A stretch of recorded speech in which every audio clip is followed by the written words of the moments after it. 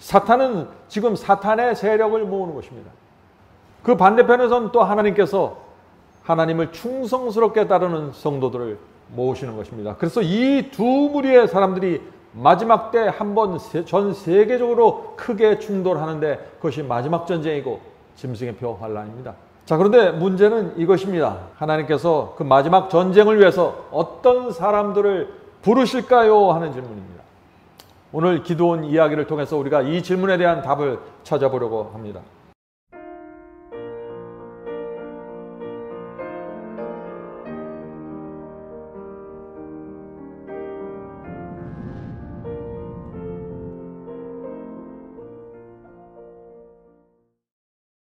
오늘 저는 마지막 시대 이 기드온의 300명이 누구이며 어떻게 그런 신앙을 가질 수 있는지에 대해서 좀 살펴보려고 합니다. 요즘 세계 이곳저곳에서 일어나는 일들을 보면은 예수께서 아주 가까이 오고 계시다 하는 느낌을 받게 됩니다. 그리스도의 재림이 기다려집니다. 우리가 슬프고 고달픈 이 세상을 떠나서 빨리 하늘에 가고 싶은 마음이 있지 않습니까? 성도 여러분, 그런데 그리스도의 재림이 가까이 오면 올수록 우리가 잊지 말아야 될 것이 있는데 그것은 하나님께서 한 백성을 부르신다는 사실입니다.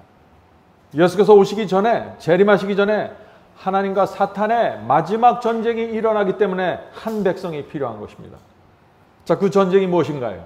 그 전쟁은 우리가 아는 것처럼 짐승의 표 환란입니다. 아마겟돈 전쟁입니다. 하나님께서 그 마지막 전쟁을 치루셔야 하는 것입니다. 그래서 하나님을 따르는 용사들이 필요한 것입니다. 기드온의 300명 같은 용사 말이죠. 사탄은 지금 사탄의 세력을 모으는 것입니다. 사탄은 거짓 복음에 미혹된 사람들을 모아서 자신의 세력으로 만들어가고 있습니다. 그 반대편에서는 또 하나님께서 하나님을 충성스럽게 따르는 성도들을 모으시는 것입니다. 그래서 이 두 무리의 사람들이 마지막 때 한 번 전 세계적으로 크게 충돌하는데 그것이 마지막 전쟁이고 짐승의 표 환란입니다. 자, 그런데 문제는 이것입니다. 하나님께서 그 마지막 전쟁을 위해서 어떤 사람들을 부르실까요? 하는 질문입니다. 어떤 사람들을 선택하실까요? 하는 질문입니다. 오늘 기도원 이야기를 통해서 우리가 이 질문에 대한 답을 찾아보려고 합니다. 우리는 기드온 시대를 잘 이해해야 합니다. 이 기드온 시대에 이스라엘 백성은 겁에 질려 있었습니다. 자, 왜 그들이 겁에 질려 있었을까요? 왜냐하면 여호수아가 죽고 여러 해 동안 이스라엘은 미디안족, 가나안족의 공격을 수없이 받았습니다. 괴롭힘을 당했습니다. 계속해서 패배했습니다. 그래서 이 패배주의가 이스라엘 전체를 뒤덮고 있었습니다. 성도 여러분, 그 당시 이스라엘은 패잔병이었습니다. 무서워서 숨어 다녔습니다. 이런 상황에서 하나님께서 이 기드온을 부르시고 300명을 부르셔서 이 이스라엘을 재건하셔야 하는 것입니다. 이스라엘을 하나님의 용사로 세우셔서 가나안족을 내쫓아야 하는 것입니다. 그 역사를 위해서 하나님께서 한 사람을 먼저 부르시는데 그가 누구예요? 그가 기드온입니다. 사사기 6장 11절입니다. 처음 등장하는데 기드온도 두려움 속에 있었습니다. 자, 그 말씀을 읽어볼까요? 사사기 6장 11절입니다. 요아스의 아들 기드온이 미디안 사람에게 알리지 아니하려. 자, 미디안 사람들 몰래 알리지 아니하려 밀을 포도주 틀에서 타작하더니. 자, 기드온이 밀을 타작하는데 포도주 틀에 넣어서 타작했다고 했어요. 왜 그랬을까요? 무서워서입니다. 기드온이 겁에 질려서 미디안 사람들 몰래 밀을 포도주 틀에 넣고 타작해서 먹을 것을 준비한 것입니다. 자, 그때 기드온에게 천사가 나타나서 하나님의 말씀을 전합니다. 사사기 6장 12절 13절입니다. 사사기 6장 12절 13절. 여호와의 사자가 기드온에게 나타나 이르되 큰 용사여. 자, 기드온은 큰 용사라고 부를 수 없는 것입니다. 왜냐하면 기드온은 지금 포도주 틀에 숨어서 밀을 타작하고 있는 것입니다. 그런데 하나님께서 이 기드온을 큰 용사라고 부르시는 것입니다. 왜 그렇게 부르셨을까요? 왜냐하면 기드온은 비록 마음속에 두려움이 있었지만 하나님께서 말씀하시면 따라갈 사람이었습니다. 말씀하시면 굴복할 사람이었습니다. 그것이 하나님께서 기드온을 큰 용사라고 부르신 이유입니다. 성도 여러분, 우리도 마찬가지입니다. 우리도 비록 부족하지만 주께서 말씀하시는 대로 따라갈 심령을 우리가 갖고 있다면 하나님께서 우리를 큰 용사로 보시고 우리를 인도하시는 것입니다. 자, 계속해서 읽어보죠. 여호와께서 너와 함께 계시도다. 기드온이 그에게 대답하여 나의 주 여호와께서 우리와 함께 계시면 어찌하여 이 모든 일이 우리에게 미쳤나이까? 또 우리 열조가 일찍 우리에게 이르기를 여호와께서 우리를 애굽에서 나오게 하신 것이 아니냐 한 그 모든 이적이 어디 있나이까? 이제 여호와께서 우리를 버리사 미디안의 손에 붙이셨나이다. 성도 여러분, 이것이 그 당시에 느꼈던 솔직한 감정입니다. 이렇게 얘기하는 것입니다. 우리 조상들에게는 하나님께서 함께 계셔서 온갖 기적이 나타났는데 우리에게는 아무 기적이 없습니다. 우리는 오랫동안 미디안의 조롱거리로 되었습니다. 나도 미디안족에게 양식을 빼앗길까 봐 몰래 숨어서 지금 타작하고 있는 것입니다. 나는 큰 용사가 아닙니다. 성도 여러분, 이것이 기드온의 절망이었습니다. 성도 여러분, 우리가 오늘 나누는 말씀은 무엇이냐면요, 두려워 떨던 패잔병을 하나님께서 일으키셔서 큰 용사로 만드시는 방법을 우리가 살펴보는 것입니다. 우리가 이 하나님의 방법을 알면은 우리처럼 부족한 사람에게도 희망이 있다는 사실을 우리가 깨닫게 되는 것입니다.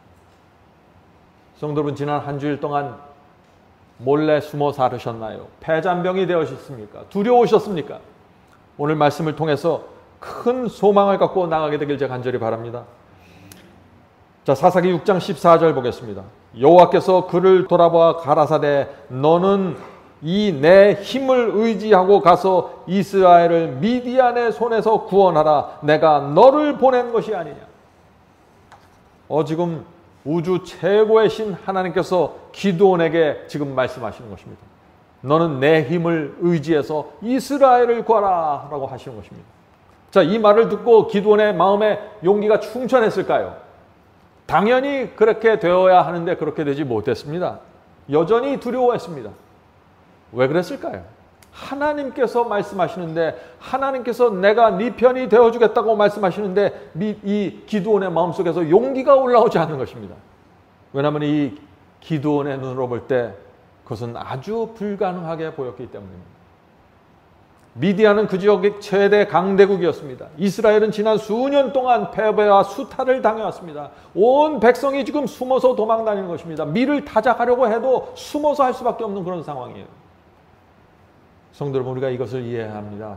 오랫동안 세상에 끌려다니면서 믿음을 잃어버리면은 하나님께서 나를 의지하면 승리할 수 있다는 성경 말씀을 보아도 믿지 못하는 것입니다. 두려워하는 것입니다. 용기를 내지 못하는 것입니다. 지난 수년 동안 나는 그렇게 살지 못했습니다. 나는 하나님의 능력을 경험하지 못했습니다. 성도 여러분, 이것이 오늘날 교회의 모습이 아닌가요? 승리할 수 있다는 복음을 전해도 많은 사람들이 의심의 눈초리로 곁눈질하면서 보는 것입니다. 두려워합니다. 믿으려고 하지 않습니다. 하나님께서 우리와 함께 하시면 승리할 수 있다는 이 복음이 힘을 잃어가고 있는 것입니다.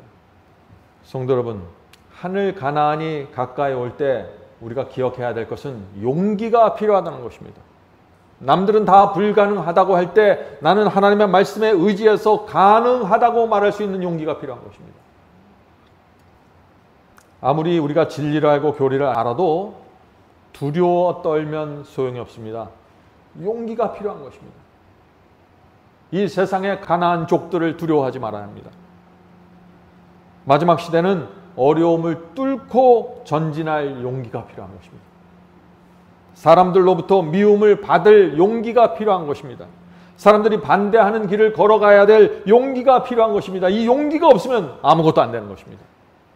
오늘 저는 이 용기에 대해서 좀 말씀드리고 싶습니다. 우리가 어떻게 하면 믿음과 용기의 사람이 될 수 있을까요? 우리가 내 자신을 보면은요, 믿음과 용기를 낼 수 없습니다. 그래서 우리가 하나님의 능력을 보아야 하는 것입니다. 하나님을 보면 상황은 달라집니다. 상황을 역전시키는 하나님의 능력, 죄와 유혹에서 건져내는 능력, 이런 하나님의 능력을 믿는 것이 신앙입니다. 하나님의 능력을 믿지 않는 신앙, 그것이 어떤 의미가 있을까요? 성도 여러분, 하나님의 능력을 보아야 변화가 생깁니다. 나와 내 가족을, 내 인생을 하나님께서 충분히 책임지실 능력이 있다 하는 이 사실을 믿고 받아들여야 되는 것입니다.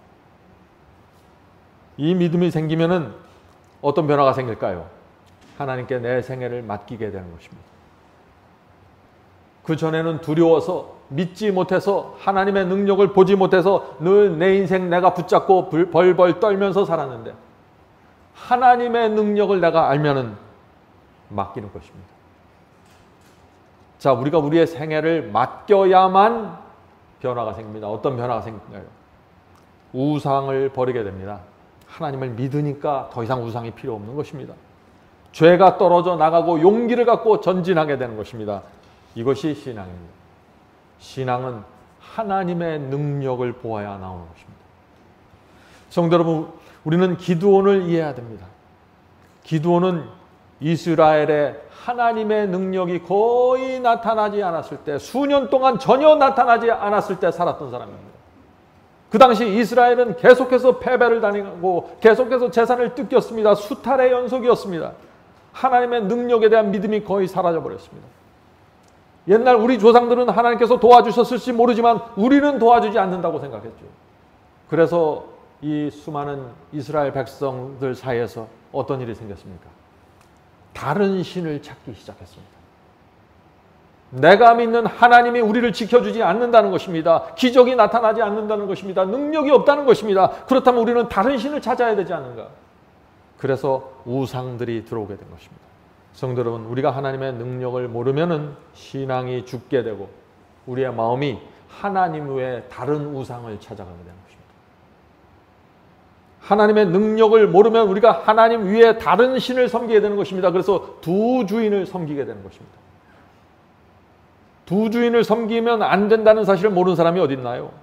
그런데 하나님께 능력을 보지 못하면 자꾸 다른 신을 찾게 되는 것입니다. 성도 여러분, 우리가 이것을 알아야 됩니다. 복음에는 용서만 있는 게 아닙니다. 복음에는 능력이 있는 것입니다. 그리스도의 십자가는 우리 죄를 용서해 주시는 대속입니다. 그러나 복음은 거기서 끝나지 않습니다. 복음은 무덤에서 부활하신 예수께 나가서 능력을 받는 것을 포함하는 것입니다. 무덤에서 부활하신 예수께서 어디로 가셨습니까? 하늘 성소로 올라가셨습니다. 하늘 성소에서 무엇을 하고 계시나요? 중보 사역을 하고 계십니다. 자, 중보가 무엇입니까? 우리가 기도하면 그 내용을 받아서 하나님께 전달하는 것이 중보인가요? 아니죠. 중보란 우리가 주여 저를 구해 주시옵소서, 저를 이 문제 가운데 도와주시옵소서, 죄가 나를 잡아먹으려고 합니다, 도와주시옵소서라고 기도할 때 능력을 주시는 것이 중보입니다. 성령을 통해서 능력과 은혜를 주시는 것이 중보입니다. 그러므로 그리스도께서 지금 하늘 성소에서 무엇을 하십니까? 우리에게 능력을 나눠주기 위해서 기다리고 계신 것입니다. 이 지구에 사는 그리스도인들 중에 얼마나 많은 사람들이 기도할 때 그리스도의 능력을 간구하고 있나요? 죄의 용서만 구하지 말고 능력을 간구해야 되는 것입니다. 성도 여러분, 우리는 십자가의 용서뿐만 아니라 중보하시는 능력으로 구원받는 것입니다. 복음에 용서와 능력이 있는 것입니다. 이 둘 모두를 받아들여야 그것이 완전한 복음입니다. 우리가 날마다 용서만 받으면서 살면 어떻게 돼요? 신앙은 무기력해지는 것입니다. 기도를 통해서 능력을 받아야 능력 있는 그리스도로 살아가게 되는 것입니다. 이것이 승리의 복음입니다. 이것이 능력 있는 복음입니다. 오늘날 기독교에 존재하는 복음의 문제가 어디 있나요? 용서만 있는 것입니다. 복음을 통해서 능력을 받지 못하는 것입니다. 그래서 패배주의로 살아가게 되는 것입니다. 성도 여러분, 오늘 우리가 지금 무엇을 말하고 있습니까? 하나님께서 패배주의에 젖어 있는 이 이스라엘을 용사로 세우시는 방법을 지금 우리가 찾고 있는 것입니다. 자, 첫 번째 방법은 무엇인가요? 하나님의 약속입니다. 사사기 6장 16절입니다. 사사기 6장 16절. 여호와께서 기드온에게 이르시되 내가 반드시 너와 함께 하리니 네가 미디안 사람 치기를 한 사람 치듯 하리라. 놀라운 약속이죠. 하나님께서 약속을 통해서 이 무기력하게 쓰러져 있는 백성을 일으키시는데 약속을 통해서 일으키신다는 것입니다. 내가 있으니 용기를 내서 일어나라. 미디안 사람들 아무것도 아니야. 너는 이길 수 있어. 라고 약속하시는 것입니다. 성도 여러분, 지난 한 주일 동안 세상에서 미디안족에 밀려서 넘어진 분들 계십니까? 하나님께서 내가 너와 함께 하신다는 약속을 붙잡으셔야 됩니다. 용기를 내셔야 됩니다. 하나님께서 우리에게 원하는 것은 용기입니다. 지금 우리의 모습을 보면 물론 부족하죠. 그러나 하나님께서 우리를 인도하셔서 결국에는 큰 용사로 세우시겠다는 것입니다. 이것이 하나님의 약속입니다. 자, 기드온은 지쳐 있었습니다. 이스라엘은 패배에 익숙해 있었습니다. 그래서 하나님께서 기드온의 마음에 그 패배주의를 끄집어 내셔야만 하는 것입니다. 성도 여러분, 여러분들 마음속에 혹시 패배주의가 있나요? 그 패배주의를 버려야 됩니다. 오늘 말씀을 통해서 우리 속에 있는 이 패배주의가 무너지고 사라지게 되길 제가 간절히 바라는 것입니다. 자, 그리스도인에게 가장 무서운 것이 무엇인가요? 패배를 당연하게 받아들이는 정신입니다. 죄를 이길 수 없다는 것을 당연하게 받아들이는 정신입니다. 어떻게 하면 우리가 이 정신에서 빠져나올 수 있을까요? 하나님의 능력에 대한 믿음이 세워져야 됩니다. 오늘 계속해서 제가 능력을 말씀드릴 것입니다. 하나님께서 원하시기만 하면 반드시 이루어진다는 믿음이 있어야 되는 것입니다. 자, 하나님께서 이 기드온에게 그 믿음을 어떻게 만들어 주실까요? 자, 오늘 말씀을 통해서 그것을 보는 것입니다. 사사기 6장 19절입니다. 사사기 6장 19절. 기드온이 가서 염소 새끼 하나를 준비하고 가루 한 에바로 무교 전병을 만들고 고기를 소쿠리에 담고 그 국을 양푼에 담아서 상수리 나무 아래 그에게로 가져다가 드리매. 자, 기드온이 염소 고기를 삶았고 그것을 잘 끓여서 국으로 만들고 무교 전병으로 이 하나님의 사자를 잘 대접하려고 하는데 이 하나님의 사자가 이상한 말을 합니다. 자, 그것이 사사기 6장 20절 21절입니다. 하나님의 사자가 그에게 기드온에게 이르되 고기와 무교 전병을 가져 이 반석 위에 두고 그 위에 국을 쏟으라. 자, 고기와 무교 전병을 바위에 놓고 그 위에 국을 쏟으라고 하는 것입니다. 자, 왜 이렇게 하실까요? 기드온이 그대로 하니 여호와의 사자가 손에 잡은 지팡이 끝을 내밀어 고기와 무교 전병의 댐에 불이 반석에서 나와 고기와 무교 전병을 불태웠고. 자, 하나님께서 지금 뭘 하시는 것이에요? 국물로, 이 기드온이 준비한 이 국물로 고기와 무교 전병에 쏟아서 완전히 적셔버리는 것입니다. 그리고 나서 불을 보내서 그 반석 위에 불을 보내서 또 완전히 태워버리는 것입니다. 자, 하나님께서 왜 이런 기적을 보여주셨을까요? 지금 하나님께서는 기드온에게 호소하는 것입니다. 나를 믿어달라고. 내가 너와 함께 하겠다고 했는데 여전히 두려워하니까 지금 기적을 보여주시는 것입니다. 나는 바알보다 힘이 센 신이야. 나를 믿어다오. 바알과 아세라 목상은요, 힘이 없었습니다. 그 당시 이스라엘 백성은 바알 신과 아세라 목상을 섬겼어요. 아무리 그들을 열심히 섬겨도 그들이 이스라엘을 지켜주지 못했습니다. 그런데 하나님께서 이 기드온에게 내가 너를 지켜줄 수 있다는 능력을 보여주시는 것입니다. 성도 여러분, 여러분 아십니까? 이 사건이 기드온의 생애에 놀라운 변화를 가져왔습니다. 기드온이 경험한 첫 번째 하나님의 능력은 이것이었습니다. 오랫동안 이 기드온은 하나님을 믿었습니다. 그런데 이스라엘 속에 하나님의 능력이 나타나지 않았습니다. 오늘 마지막 라오디게아 교회 속에 하나님의 능력이 나타나지 않습니다. 그래서 사람들이 다 패배주의에 빠져버린 것입니다. 마음속에 우상을 섬기기 시작했습니다. 하나님 갖고는 부족하다고 생각하는 것이죠. 이때부터 기드온이 하나님의 능력을 바라보기 시작한 것입니다. 성도 여러분, 제 말씀을 오해하지 마세요. 저는 지금 기적을 우리가 기대하면서 살라는 얘기가 아닙니다. 하나님의 능력을 내가 경험해야만 신앙이 확고하게 세워집니다. 능력을 경험해야만 살아있는 신앙으로 나가게 되는 것입니다. 살아있는 신앙 말이죠. 세상에 살던 나를 하나님 앞에 굴복시키는 능력, 성령의 능력, 우리가 그것을 믿어야 하는 것입니다. 죄를 물리치게 역사하는 하나님의 능력, 이 능력을 경험하면 전혀 다른 차원으로 들어가게 되는 것입니다. 유혹이 올 때 나를 건져주시는 능력, 이 능력을 경험하면 또 다른 차원이 또 들어가는 것입니다. 육체 속에서 올라오는 악한 충동을 끊어버리는 하나님의 능력, 내 인생을 책임지고 인도하는 하나님의 능력. 오늘날 교회 다니는 수많은 사람들이 이 하나님의 능력을 경험하지 못해서, 보지 못해서 지금 우상 숭배를 하고 다니는 것입니다. 이런 능력을 우리가 개인적으로 경험하면은 우리는 또 다른 차원의 신앙으로 들어가게 되는 것입니다. 하나님의 능력을 바라보면서 살게 되는 것입니다. 많은 사람들이 용서만 바라보고 살 때 하나님의 능력을 하면 능력을 바라보면서 가게 되는 것입니다. 성도 여러분, 우리가 하나님의 능력을 알면 어떻게 될까요? 전심으로 하나님을 믿고 의지하게 됩니다. 왜요? 힘이 있으니까요. 하나님은 힘이 있다는 것을 내가 아는 것입니다. 힘이 있다는 사실을 알면 자연히 믿게 되는 것입니다. 자연히 의지하게 되는 것입니다. 급한 일이 있으면 자연히 그 능력으로 가서 도와달라고 간구하는 것이죠. 그래서 우리가 망설임 없이 우리의 생애를 하나님께 맡기게 되는 것입니다. 왜요? 힘 있는 자에게 나를 맡기는 것이죠. 당연한 것입니다. 그것은. 성도 여러분, 성경에 수많은 능력이 나옵니다. 홍해가 갈라지는 능력, 죽은 자를 살리는 능력, 무리를 걸어가는 능력, 사자와 호랑이를 창조하는 능력, 이 수많은 능력들이 나오는데 내가 그 능력을 하나라도 경험하지 못하면은 성경에 나오는 이 모든 능력은 그냥 이야기고 남의 이야기고 전설입니다.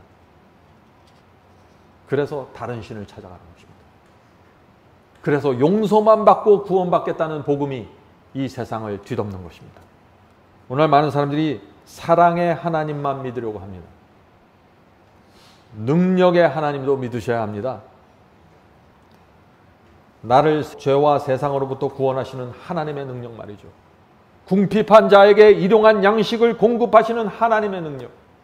아무것도 없더라도 까마귀를 날려보내서라도 그를 살리시는 하나님의 능력.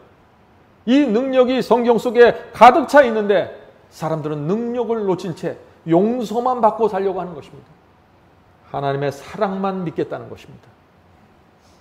이렇게 되면 어떻게 됩니까? 신앙이 아주 연약하고 얄팍하고 감정적인 신앙이 됩니다. 하나님의 능력에 대한 불신을 마음에 숨긴 채 살아가게 되는 것입니다. 성도 여러분, 우리가 하나님의 능력을 믿지 못하면 어떤 문제가 생길까요? 세상 염려에서 벗어날 수가 없습니다. 왜? 하나님은 믿을만 하지 못하니까, 힘이 없으니까 내 힘으로 해야 되는 것입니다. 어려운 문제가 생기면 내 힘으로 해야 되는 것입니다. 얼마나 세상이 고달플까요? 정말 하나님께서 내 인생을 끝까지 책임져 주실까라는 의심에서 빠져나올 수가 없는 것입니다. 그래서 많은 사람들이 하나님께 생애를 맡기지 못하고 나그네로 살지 못하는 것입니다. 인생을 누가 나그네로 살 수 있을까요? 하나님의 능력을 믿어야 되는 것입니다. 하나님의 능력을 믿지 못하면은 불안해서 말씀대로 살 수가 없습니다. 말씀대로 순종하는 삶이 어떻게 느껴지나요? 마치 위험한 외주를 타고 이 절벽에서 저 절벽으로 건너가는 느낌을 받는 것이에요. 하나님의 능력을 믿지 못하면 그렇게 되는 것이에요.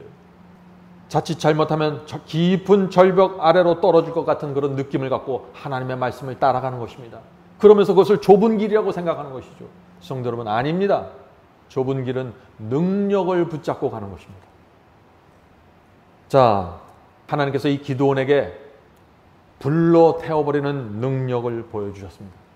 그것은 하나님께서 엘리야에게 보여주셨던 그 엄청난 능력은 아닙니다. 엘리야는 제단 위에 태워진 그 재물 자체를 하늘에서 불이 내려와서 완전히 태우는 엄청난 기적을 보여주셨죠. 그러나 기드온은 반석 위에 있는 그 고기와 그 반찬들을 태워버리는 작은 기적을 보여주셨습니다. 그런데 이 기드온은 그 작은 기적을 감사한 마음으로 받고 확신하고 그것에 믿음을 두고 살아가기 시작한 것입니다.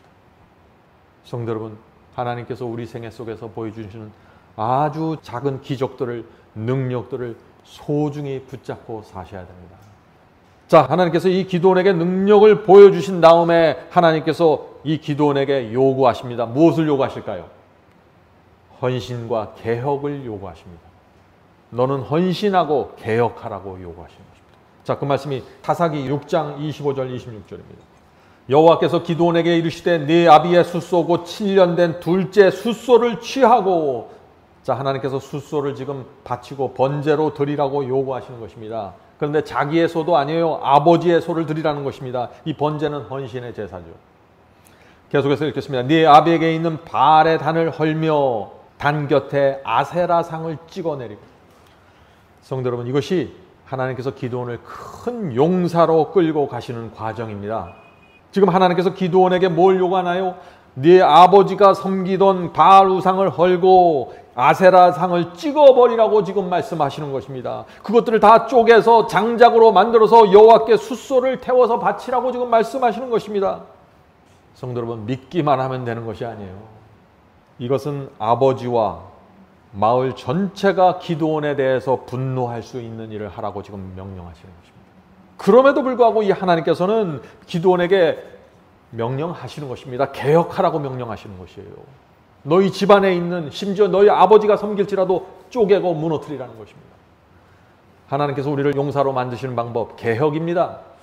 용사로 만드실 때 대충해서 만드는 것이 아니에요. 주께서 말씀하신 대로 순종할 것을 요구하고 죄와 우상을 버려야 하고 분명한 개혁을 요구하시는 것입니다. 네가 내 사람이라는 사실을 증명하라고 요구하시는 것입니다. 성도 여러분, 기드온과 같은 승리를 원하시나요? 기드온이 갔던 그 길을 가야 되는 것입니다. 하나님께서 기드온을 이끌어 가셨던 그 과정을 우리가 그대로 밟고 가야 되는 것입니다. 주께서 내게 가진 가장 귀한 것 달라고 하실 때 드리셔야 합니다. 숫소를 달라고 하실 때 드리셔야 해요. 우상을 박살내고 알고 있는 모든 죄를 버려야 합니다. 그렇지 않으면 하나님의 능력과 기적이 내 생애 속에서 의미가 없게 되는 것입니다. 나타나지 않는 것입니다. 많은 사람들이 죄를 그대로 붙잡고 있고 마음의 우상을 섬기고 있으면서 회개하지 않았으면서도 하나님의 능력을 자꾸 간구하는 것입니다. 그렇게 되면 큰 혼돈이 생기죠. 내가 죄를 붙잡고 있고 회개하지 않았는데 하나님의 능력이 나에게 나타나면 어떤 혼돈이 생길까요? 아, 내가 이렇게 적당히 살고 죄를 붙잡고 타협하면서 살아도 하나님께서 여전히 나를 인정하시는구나. 나를 인도하시는구나. 나를 위해서 기적과 능력을 베푸시는구나. 이렇게 생각하게 되는 것입니다. 오늘 많은 사람들의 문제가 바로 여기에 있죠. 회개하지 않고 알고 있는 말씀에 순종하지 않고 개혁하지 않으면서 날마다 울면서 기도만 하는 것입니다. 주여 나를 불쌍히 여기시고 도와주시옵소서. 이 기도에 무슨 문제가 있는지 보이시죠? 하나님께서 그런 기도에 응답하실 수 있을까요? 당자가 돼지우리를 떠나서 아버지께 돌아오지 않았으면 아무것도 받을 수 없는 것입니다.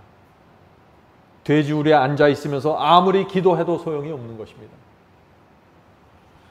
주님을 따를 때 많은 분들이 두려워하는 것이 있습니다. 무엇을 두려워할까요? 다른 사람들이 나를 어떻게 생각할까? 내가 이 진리를 순종하면 교회가 나를 어떻게 바라볼까? 이것을 두려워하는 것입니다. 하나님께서는 나를 위해서 피를 흘리고 죽으셨는데 지금 하나님을 따른다고 하는 사람들이 이 사람 눈치 보고 저 교회 눈치 보면서 신앙하고 있는 것입니다. 이건 신앙이 아니죠. 주님만 보고 진리만 보고 가야 합니다. 그것이 기드온이 갔던 길입니다. 사사기 6장 27절 보겠습니다. 사사기 6장 27절. 기드온이 종 열을 데리고 여호와의 말씀하신 대로 행하되 아비의 가족과 그 성읍 사람들을 두려워함으로. 자, 기드온도 두려워했어요. 하나님께서 이 아버지의 우상, 동네 우상들 다 무너뜨리고 다 파라할 때 무서운 것입니다. 그런데 그는 포기하지는 않았어요. 계속해서 읽어보죠. 이 일을, 자, 바알상 무너뜨리고 아세라 목상 찍어서 불태우는 이 일을 감히 백주의 대낮에 행하지 못하고 밤에 행하느니라. 자, 아버지와 마을 사람들이 극심히 반대할 걸 아니까 밤에 몰래 우상을 쪼개고 불태웠다는 것입니다. 아침에 아버지와 마을 사람들이 일어나 보니 어떤 일이 생겼습니까? 자신들이 섬겼던 우상들이 엉망이 돼버린 것입니다. 어떻게 됐을까요? 사람들이 나와서 야, 기드온 너 잘했다. 우리도 저거 없애고 싶었는데 네가 없애줘서 고맙다. 이렇게 했을까요? 아닙니다. 참 이상하죠. 이 마을 사람들은요, 하나님을 믿던 이스라엘 사람들이었어요. 그런데 기드온이 우상을 없앴다고 하니까 지금 기드온을 찾아와서 잡아 죽이려고 하는 것입니다. 어떻게 이럴 수가 있을까요? 성도 여러분, 오류를 진리로 세우고 말씀대로 설교하고 개혁하면요, 사탄이 가만 내버려 두질 않아요. 진리의 말씀을 그대로 세우면 오류가 편만한 곳에, 거짓 복음이 편만한 곳에 진리를 정확하게 세우면은요, 하이에나 떼들이 몰려와요. 여러분들 아세요? 하이에나 떼들이 몰려와서 물고 뜯으려고 달려들어요. 그래서 두려움이 있는 것입니다. 사사기 6장 33절 보겠습니다. 사사기 6장 33절. 때 미디안 사람과 아말렉 사람과 동방 사람들이 다 모여, 자, 지금 우상을 타파하고 지금 완전히 개혁하고 있는데, 그때 마침 미디안 사람과 아말렉 사람과 동방 사람들이, 이 가나안족들이 다 몰려와서 요단을 건너와서 이스라엘 골짜기에 진을 칩니다. 자, 성도 여러분, 미디안족과 아말렉족과 동방 사람들이 지금 연합해서 군대를 만들어서 몰려왔다 하는 것입니다. 자, 몇 사람이 모였을까요? 그들의 군대가 몇 명입니까? 사사기 8장을 보면 13만 5천 명이라고 했습니다. 13만 5천 명. 이 13만 5천이라고 하면 지금도 작은 숫자가 아니죠. 엄청난 대군입니다. 그런데 그 당시 이스라엘은 어떤 형편이었어요? 오랫동안, 수년 동안 패배만 해서 도망 다니고, 심지어 먹을 것을 추수할 때도 숨어서 해야 되는 상황이에요. 그런데 13만 5천 명이 몰려온 것입니다. 그것은 불가능하게 보이는 전쟁입니다. 패배가 누가 봐도 분명합니다. 그래서 하나님께서 이 기드온에게 내가 너와 함께 하겠다고 말씀하셔도 기드온이 두려워했던 것입니다. 기드온이 그런 상황에서 전쟁을 위해서 부르심을 받는 것입니다. 성도 여러분, 우리도 지금 이런 상황에서 부르심을 받고 있는 것이에요. 여러분들, 우리의 상황을 정확하게 보셔야 돼요. 기독교 전체가 지금 어둠 속에 있는 것입니다.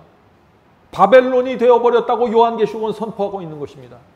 그런 상황 속에서 하나님께서 한 무리를 부르시는데 그들에게 필요한 것이 뭐예요? 용기입니다. 하나님께서 앞장서시면 가능합니다고 믿는 믿음입니다. 성도 여러분, 이 전쟁은 우리의 힘으로 불가능한 전쟁입니다. 하나님의 능력을 그래서 우리는 높이 들어 올려야 합니다. 나를 들어 올리면 아무것도 일어나지 않아요. 그건 완전한 패배입니다. 하나님의 능력만 나타나야 되는 것입니다.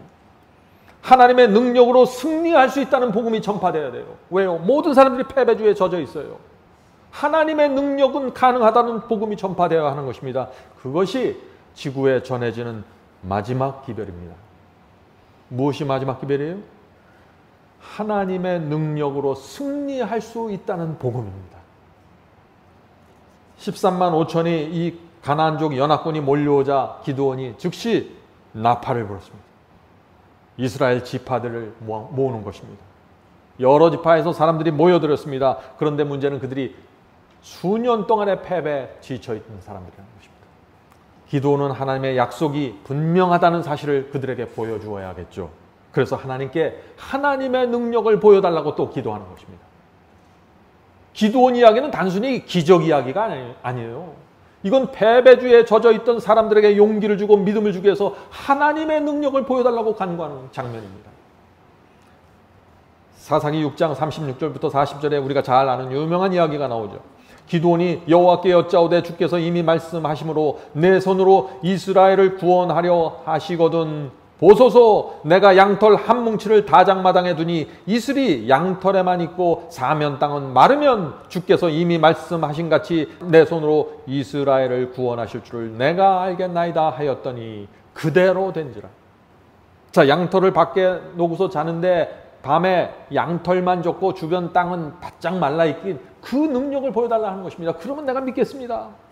하나님께서 두말하지 않고 그대로 해주셨습니다. 계속해서 읽어보죠. 기드온이 또 하나님께 여짜오되 주여 내게 진노하지 마옵소서. 자, 또 다른 부탁하는 거예요. 진노하지 마옵소서. 내가 이번만 말하리이다. 한 번만 더 말하겠습니다. 구하옵노니 나로 다시 한번 양털로 시험하게 하소서. 양털만 마르고 사면 땅에는 다 이슬이 있게 하옵소서 하였더니 이 밤에 하나님이 그대로 행하시니 곧 양털만 마르고 사면 땅에는 다 이슬이 있었더라. 하나님께서 기드온이 원하시는 대로 다 들어주셨습니다. 이제 기드온과 사람들의 마음속에 의심과 불신이 사라졌습니다. 하나님께는 놀라운 능력이 있구나 하는 믿음이 생겨버린 것입니다. 그래서 13만 5천의 대군과 싸우기로 이들이 결정했던 것입니다. 성도 여러분, 이 시대는 능력이 사라진 시대입니다. 보이지 않는 시대입니다. 그런데 하나님과 사탄의 마지막 전쟁이 다가오고 있는 것입니다. 그러므로 지금 우리가 무엇을 봐야 될까요? 하나님의 능력에 집중하셔야 됩니다. 우리 마음에 의심과 불신이 있으면 마지막 전쟁을 위해서 준비될 수 없는 것입니다. 하나님께서 그런 사람들을 데리고 마지막 전쟁에 나가실 수 없는 것입니다. 지금은 하나님의 말씀과 능력에 대한 전적인 신뢰가 있어야 됩니다. 어떤 상황에서도 하나님을 의지하는 그런 일들이 우리 앞에 놓여 있기 때문에 그렇습니다. 물론 우리에게는 양털의 이적, 이스라엘의 이적이 없을 것입니다. 그러나 하나님의 말씀, 성경 말씀 66권에 하나님의 말씀이 가득 차 있습니다. 하나님의 능력이 가득 차 있는 것입니다. 능력으로 기적을 행하시는 하나님의 능력. 우리가 그 능력을 믿고 용기를 내서 전진하는 것입니다. 그것이 기드온의 300명의 신앙입니다. 자, 이제 질문 드리겠습니다. 하나님께서 그 마지막 전쟁을 위해서 얼마나 많은 사람들을 부르실까요? 하는 질문입니다. 사사기 7장 2절입니다.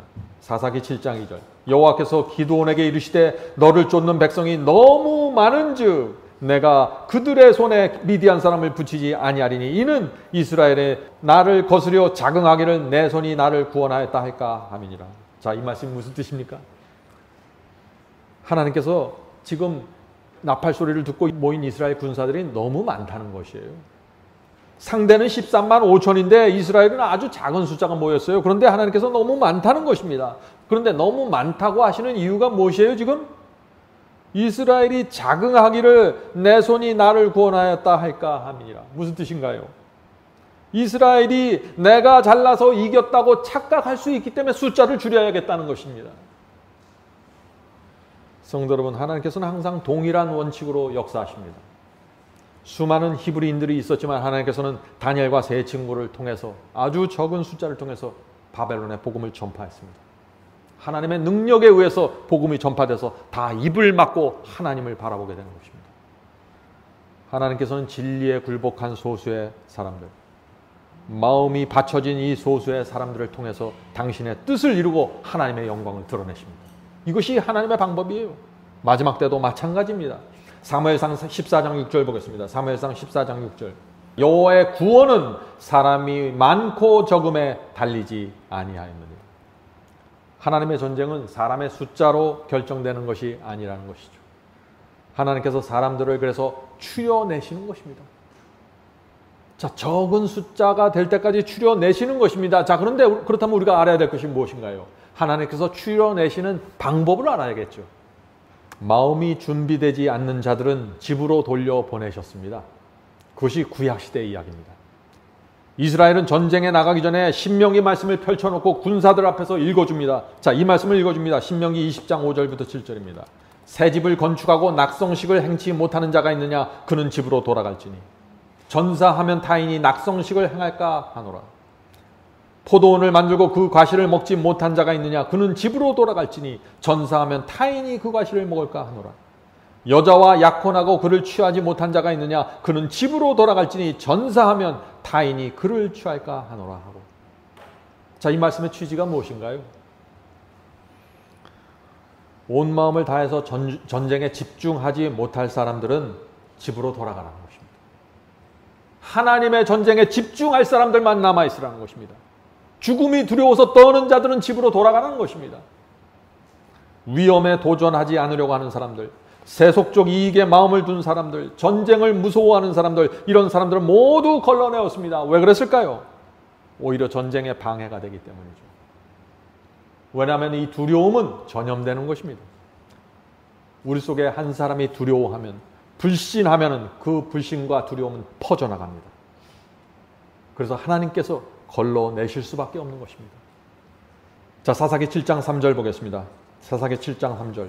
이 기드온 시대에도 하나님께서 걸러내십니다. 이제 너는 백성의 귀에 고하여 이르기를 누구든지 두려워서 떠는 자여든 길르아 산에서 떠나 돌아가라 하시니 이에 돌아간 백성이 2만 2천 명이요 남은 자가 1만 명이었더라. 자, 하나님께서 어떤 사람을 골라내었습니까? 집으로 돌려보냈나요? 전쟁을 두려워서 떠는 자들입니다. 그들은 양털과 이슬로 나타난 하나님의 능력을 분명히 보았습니다. 그러나 여전히 떨었습니다. 하나님의 능력을 믿지 못했습니다. 돌려보낸 마당인 것입니다. 그래서 22,000명이 집으로 돌아갔고 10,000명이 남았습니다. 3분의 2가 두려움과 불신 때문에 집에 돌아간 것입니다. 성도 여러분, 하나님의 능력을 보고서도 두려워하는 자들 집으로 돌아가게 됩니다. 두려워하는 자들은 하나님의 전쟁에 참여할 수 없습니다. 성도 여러분, 교회 안에 두 무리가 있는 것입니다. 하나는 두려운 자들이고 하나는 용기로 전진하는 자들입니다. 용기로 전진하는 자들이 기도원의 300명이 되는 것입니다. 결국에는. 자, 우리가 어떻게 하면 이 두려움을 이길 수 있을까요? 성경은 사랑이 두려움을 이긴다고 말합니다. 주님을 정말 사랑하면 두려워하지 않게 된다는 것입니다. 그 사도 요한이 그 말씀을 했죠. 요한일서 4장 18절입니다. 요한일서 4장 18절. 사랑 안에 두려움이 없고 온전한 사랑이 두려움을 내쫓나니 두려움에는 형벌이 있습니다. 무슨 뜻인가요? 두려움 때문에 전쟁을 포기하고 두려움 때문에 진리를 포기하면 형벌이 있겠다는 것입니다. 두려워하는 자는 사랑 안에서 온전히 이루지 못하였느니라. 사도 요한이 왜 이런 말씀을 하셨을까요? 이 시대는 초대교회 시대입니다. 가난과 핍박에 시달린 교회였습니다. 두려움을 극복하지 않으면 아무도 복음을 끝까지 따라갈 수 없는 것입니다. 미혹당하게 되는 것입니다. 배반하게 되는 것입니다. 지금도 마찬가지죠. 두려움을 극복하지 못하면 좁은 길을 갈 수가 없습니다. 그런데 우리가 어떻게 두려움을 이길 수 있어요? 십자가에 나타난 주님의 사랑을 받아야 한다는 것입니다. 그 사랑을 받으면은 내 속에 있던 두려움이 나가게 된다는 것입니다. 그 사랑 앞에서 내가 두려움을 갖고 있을 수가 없다는 것입니다. 이것이 복음입니다. 다시 기도원 이야기 보죠. 하나님께서 3분의 2를 돌려보내고 10,000명만 남겼습니다. 자, 그런데 놀라운 것은 하나님께서 아직 많다고 하는 것입니다. 아직 숫자가 너무 많다고 하는 것입니다. 자, 사사기 7장 4절 보죠. 사사기 7장 4절입니다. 여호와께서 또 기드온에게 이르시되 백성이 아직도 많으니 그들을 인도하여 물가로 내려가라. 거기서 내가 너를 위하여 그들을 시험하리라. 자, 여기서부터 하나님께서 직접 시험하시겠다는 것입니다. 자, 하나님께서 왜 다시 한번 걸러내셨을까요? 두려운 자들은 다 이미 집으로 돌아갔어요. 남아있는 이 10,000명은 두려움을 극복한 사람들입니다. 그런데 여전히 전쟁을 위해서 이 10,000명이 준비되지 않았다고 하나님께서 판단하시는 것이에요. 질문을 드립니다. 하나님께서 이 전쟁에 참여하는 사람들을 어떻게 거르실까요? 하는 질문입니다. 두 단계로 걸러지는 것입니다. 이것은 중요한 말씀입니다. 첫 번째 단계는 말씀이 선포되면 준비되지 않는 사람들이 스스로 떨어져 나갑니다. 교회에서 하나님의 말씀이 있는 그대로 선포되면 어떤 일이 생깁니까? 많은 사람들이 진리를 놓고 떠나갑니다. 하나님의 말씀은 너무 무겁습니다. 어렵습니다. 지키기 힘듭니다 하면서 진리를 내려놓고 떠나가는 것입니다. 그들 마음속에 무엇이 있어요? 두려움이 있는 것입니다. 내가 세상을 어떻게 포기할 수 있습니까? 내가 이 말씀대로 살면 내 삶이 너무 힘들어집니다. 내가 말씀대로 순종하면 사람들이 나를 싫어하고 교회가 나를 무시할 텐데, 나는 외로울 텐데, 나는 두렵습니다. 이렇게 말하면서 진리를 놓고 떠나가게 되는 것입니다. 말씀이 선포될 때 이런 문제가 생기는 것입니다. 성도 여러분, 우리가 사는 이 시대를 정확하게 직시해야 됩니다. 오늘날 교회에 모이는 대부분의 사람들은요, 진리대로 살고 싶은 마음이 없습니다. 충격적인 말씀인가요? 사실입니다. 대부분의 사람들은 내 마음과 뜻과 정성을 당해서 하나님의 편에 서려고 하지 않습니다. 하나님을 통해서 내가 얻을 것을 바라보는 것입니다. 복을 얻고 은사를 얻고 천국을 얻고. 그래서 조금만 힘들면 포기하고 집으로 돌아갑니다. 성도 여러분, 하나님께서 알곡과 가라지를 어떻게 나누실까요? 말씀으로 나누십니다. 말씀에 순종하라는 복음이 선포되면 순종을 원치 않는 사람은 집으로 돌아갑니다. 가라지들입니다. 하나님께서 그들을 멸망시키는 것이 아니라 스스로 영원한 운명을 결정하는 것입니다. 하나님의 말씀 앞에 설 때 우리 속에 있는 모든 것들이 드러나고 폭로되는 것입니다. 자, 사람들이 떨어져 나가는 두 번째 단계, 그것은 말씀을 붙잡고 있는 태도와 정신입니다. 말씀 앞에 서면은 많은 사람들이 그 희생과 불편함을 두려워해서 떨어져 나가죠. 그렇게 되면 또 하나의 시험이 오는 것입니다. 그 시험이 어떤 시험이에요? 진리를 대하는 나의 태도입니다. 자, 이 기드온을 따르는 만명의 군사도 이 태도와 정신을 시험받는 것입니다. 그래서 하나님께서 이 군사들, 이스라엘 군사들을 시냇물에 보내서 그 물 마시는 시험을 하신 것입니다. 그러자 두 종류의 사람들이 또 나타났습니다. 어떤 사람들인가요? 한 무리는 조심스럽게 시냇물을 손으로 떠서 개처럼 물을 핥아먹었다고 했습니다. 그런데 어떤 사람들은 어떻게 했습니까? 무릎을 꿇고 물속에 얼굴을 박고 벌컥벌컥 들이마셨습니다. 그것은 전시 상황에 어울리지 않는 태도죠. 하나님께서 어떤 사람들을 선택하셨을까요? 조심스럽게 물을 떠서 먹는, 핥아먹는 사람들이었습니다. 왜 그럴까요? 반드시 승리해야 한다는 정신이 있는 사람들을 하나님께서 고르신 것입니다. 적군 앞에서 물을 떠먹을지라도 그때라도 분명한 태도가 나타나야 된다는 것입니다. 성도 여러분, 전쟁에 나가는 준비가 무엇이에요? 첫째, 두려움이 없는 마음입니다. 사랑으로 두려움을 내쫓은 사람들입니다. 둘째, 반드시 승리하겠다는 정신입니다. 이 정신이 있으면 태도가 달라지게 되는 것입니다. 기도하는 태도, 말씀을 붙잡는 태도, 말씀을 대하는 태도, 사람들을 대하는 태도 모두 달라지게 되는 것입니다. 왜요? 나는 하나님께 승리하는 그것을 위해서, 하나님의 영광을 위해서 살기 원하기 때문입니다. 단순히 이것을 하면 구원받을까요? 저것을 하지 않으면 지옥에 가나요? 이 수준이 아니라 하나님의 기쁨과 하나님의 영광과 하나님의 승리를 위해서 내가 살아가겠다고 하면 내 태도와 정신이 모두 달라지는 것입니다. 누가 가르쳐주지 않아도 자기 스스로 알아서 움직이게 되는 것입니다. 성령의 지도를 받는 것입니다. 성도 여러분, 결국 이스라엘에서 몇 명이 전쟁에 참여했습니까? 300명이 남은 것입니다. 그들이 시험을 통과한 자들입니다. 성도 여러분, 저는 우리 이 교회에서 기드온의 300명이 나타나기를 제가 간절히 바랍니다. 전쟁에 대한 두려움이 없는 사람들, 반드시 승리하겠다는 정신과 태도를 갖고 있는 사람들, 성령의 충만함으로 날마다 하나님께 감격하는 사람들, 전쟁터에서 싸우다가 다친 동료들을 끝까지 도와주고 끌어주는 성도들, 이 교회에서 나와줘야 되는 것입니다. 기드온의 300명입니다.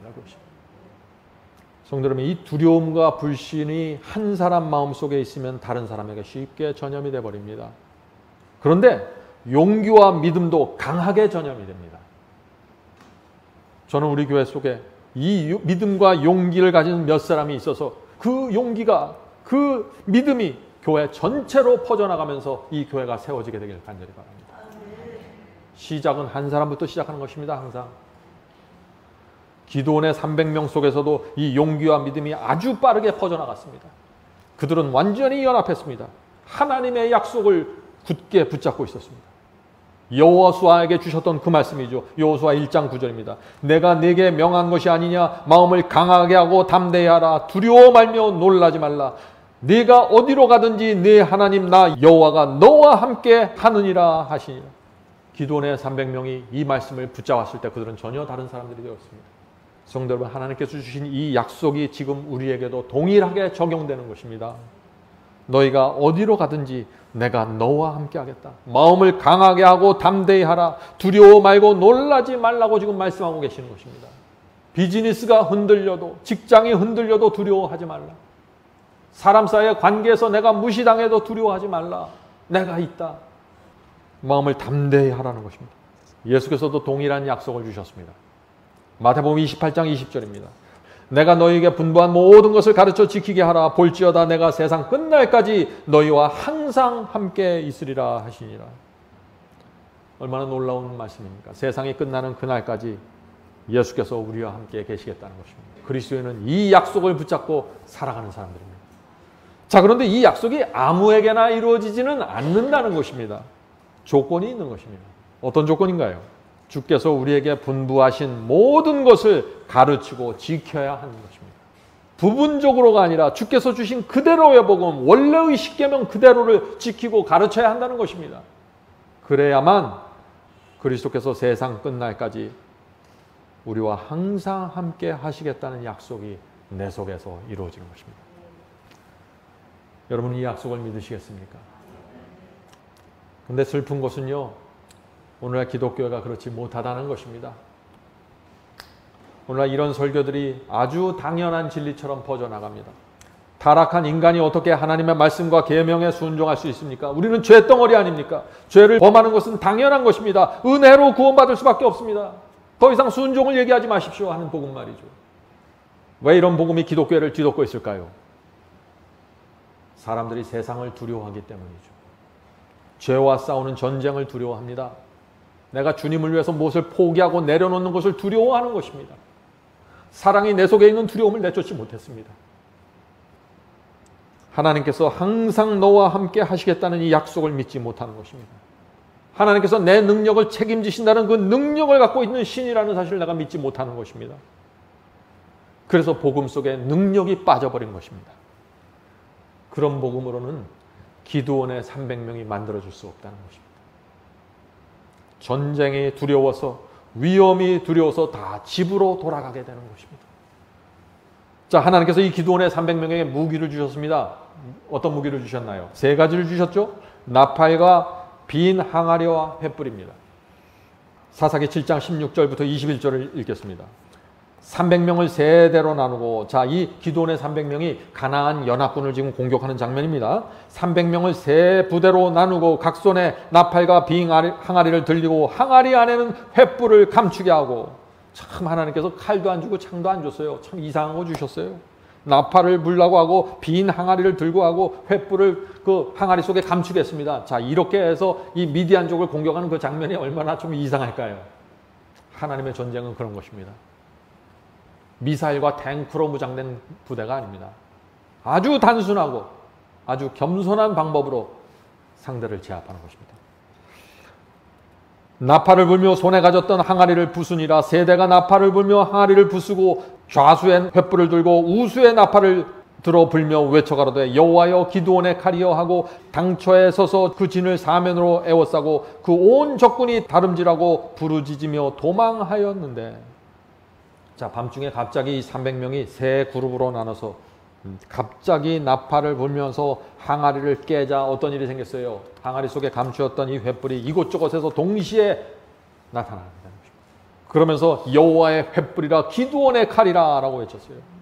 이 미디안 족속이 깜짝 놀라서 혼비백산에서 도망쳐서 섬멸당했습니다. 성도 여러분, 이 나팔을 부는 것이 무엇을 뜻하니까? 진리를 외치는 것입니다. 야곱집의 진리를 나팔처럼 전하라고 했죠. 나팔을 분다는 것은 진리를 분명하게 전하는 것입니다. 여러분은 나팔을 갖고 계십니까? 진리를 분명하게 이해하고 깨닫고 붙잡고 있으면 나팔을 갖고 있는 것입니다. 그것을 정확하게 불어야 된다는 것입니다. 자, 빈 항아리는 뭔가요? 빈 항아리는 우리의 육신을 상징합니다. 우리는 질그릇이라고 했습니다. 바울이 우리는 질그릇이에요. 항아리는 질그릇입니다. 자, 횃불은 뭔가요? 횃불은 성령의 기름으로 타는 성품을 뜻합니다. 성도 여러분, 이 횃불이 근데 항아리 속에 감춰져 있는 것입니다. 자, 그렇다면 이 횃불이 드러나고 나타나고 빛을 발하려면 어떻게 해야 돼요? 방법은 하나밖에 없습니다. 뭐 어떻게 해야 돼요? 항아리가 깨져야 되는 것입니다. 항아리가 깨져야 돼요. 그래서 이 기드온의 300명이 항아리를 깨트린 것입니다. 횃불이 나타나게 하기 위해서 항아리는 깨져야 합니다. 이것이 마지막 전쟁에서 승리하는 비결입니다. 항아리가 누군가요? 자아입니다. 내가 깨져야 합니다. 내가 깨져야 성령으로 불타는 성품이 나타나는 것입니다.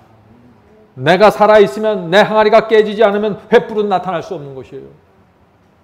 많은 사람들이 상대편의 항아리를 깨뜨리려고 해요. 문제가 생기면 저 항아리가 문제라고 얘기하죠. 아니에요. 내 항아리가 깨지지 않은 것이 문제예요. 항상. 많은 사람들이 나팔을 붑니다.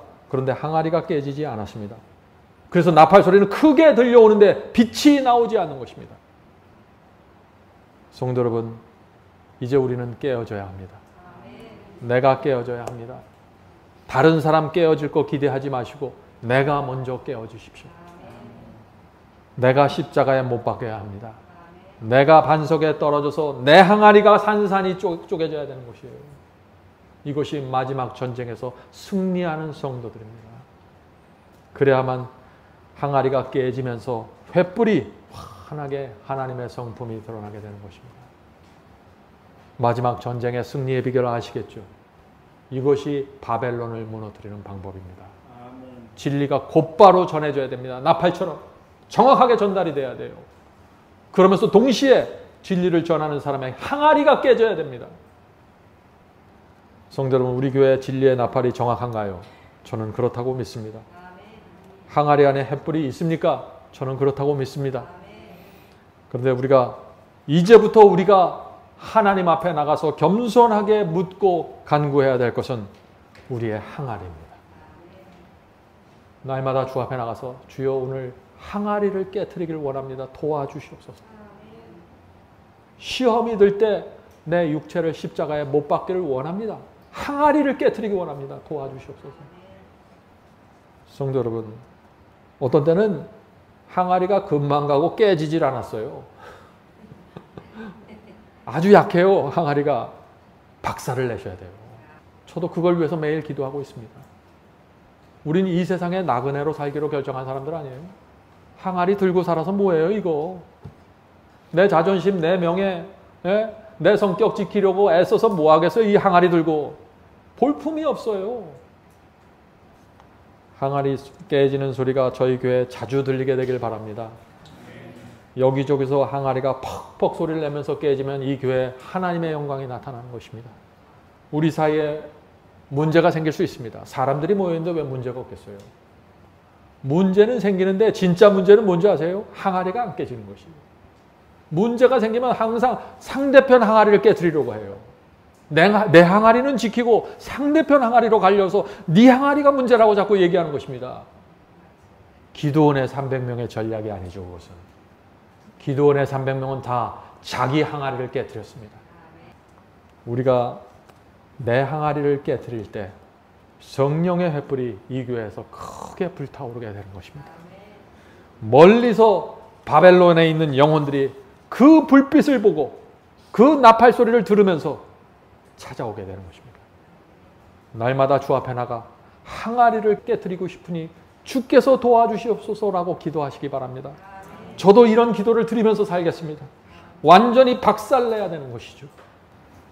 하나님께서 우리 모두를 항아리를 깨트린 기드온의 300명으로 만들어주시길 간절히 바랍니다.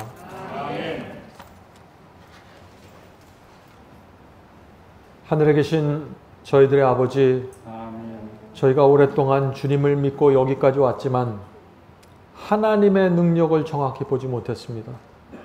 주여, 이제 저희의 눈이 하나님의 능력을 주목하길 바랍니다. 주여, 보여주시옵소서.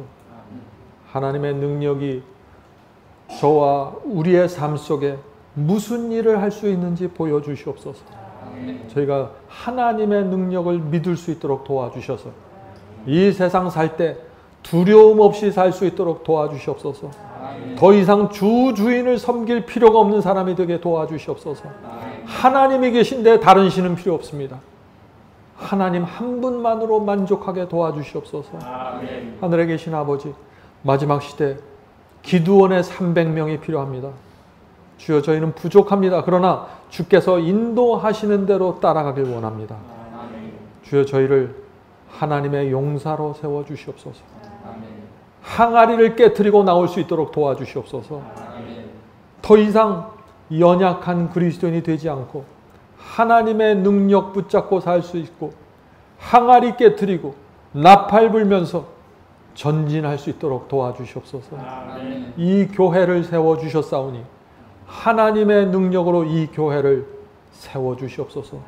인도해 주시옵소서. 예수님의 이름으로 간절히 기도드립니다. 아멘.